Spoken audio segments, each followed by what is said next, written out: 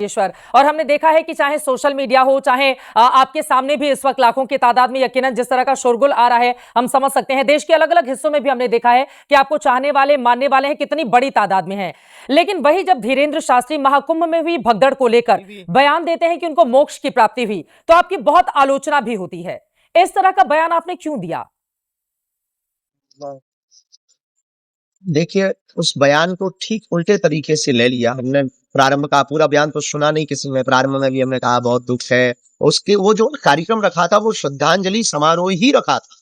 और दूसरी बात, वह बयान अब परिवार निश्चित रूप से दुखित हुआ, बहुत ही विचित्र घोर दुखित हुआ। उसमें भी कोई संदेह नहीं। 6-6 साल के बच्चे रो रहे थे, बच्चियां रो रही थी और बहुत चीत्कार था, बहुत असहनीय पीड़ा थी। और उस पीड़ा को देखकर लोगों की पीड़ा, हम भी तो भारतीय हैं, हम भी तो इंसान है, भला हमारे मन में भी तो फीलिंग है, भला हम क्यों ऐसा कह सकते हैं। लेकिन अब घटना तो हो गई है, उस सिचुएशन को हैंडल कैसे किया जा सके। तो अब कोई शरीर किसी का पूरा हो गया, अब और कुछ कहने के लिए क्या कह सकते हैं। अब वहां पर यही सिचुएशन है कि भाई मोक्षदायिनी तीर्थ है, शरीर तो पूरा हो गया तो दुखित तो है ही है, उसके साथ में ये मोक्ष नगरी है, गंगा का किनारा मोक्ष की स्थिति पर ही पहुंचाता है, पर है असमय जाना दुखित है। बस यही हमने बोला है। कुछ ना कुछ तो आपको बोलना ही पड़ेगा। अब आप ये तो कह नहीं सकते कि मर गए तो भैया आप मर गए, अब क्या कर लें, ऐसा तो कह नहीं सकते ना।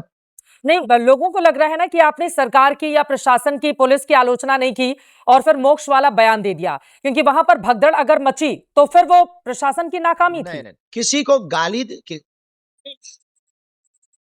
गाली देकर के ही जरूरी थोड़ी है कि हम आलोचना करें, कि हम फिर किसी की। अब जो घटना हुई है वो निश्चित रूप से कमी तो है, उसमें तो कोई संदेह नहीं, ये बात भी हमने रखी। अब उसमें षड्यंत्रकारी है या क्या है, वो तो जांच के तथ्य के बाद ही आ सकता। हम कोर्ट कहेंगे कि हम न्याय दे दें कि इसमें फलाने आदमी की गलती है या अमुक आदमी की गलती है, तो वो भूल हुई है, इसमें कोई संदेह नहीं है। और वो प्रशासन की इसमें निश्चित रूप से नाकामी है, और उसके लिए जांच टीम गठित हो गई, वहां के मुख्यमंत्री भी एक्शन में आ गए। हम किसी सरकार का हम क्यों विरोध करेंगे, हम किस बात का विरोध करेंगे, हम लोगों का क्यों विरोध करेंगे, हमारे लिए सब समान है। और वो जो घटना हुई है वहां के लोगों, जो हमारा परिवार ही है, वो तो हिंदू ही है ना, हिंदू ही थे, हिंदुस्तानी ही थे, निश्चित रूप से दुख तो पहुंचाएंगे।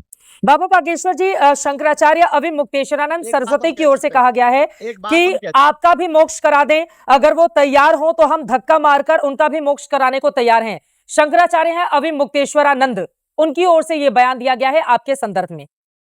आप सनातन के आचार्य है, तो उनको तो हम कोई प्रत्युत्तर नहीं दे सकते हैं। हम तो बालक हैं, और बालक को क्या प्रत्युत्तर देना चाहिए।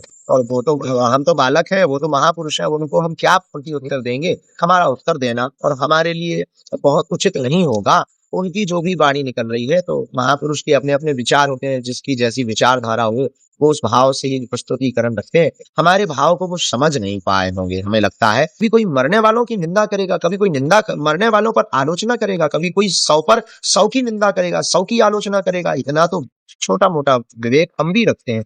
वो आचार्य है, उनको हम कोई जवाब। दोस्तों, वीडियो हो गया द एंड। वीडियो कैसा लगा है, अच्छा लगा है तो लाइक शेयर कमेंट करना और अपना राय कमेंट सेक्शन में ज़रूर बताना। दोस्तों, यहीं तक, जल्दी मिलेंगे नेक्स्ट कोई वीडियो पर। तब तक के लिए बाय बाय।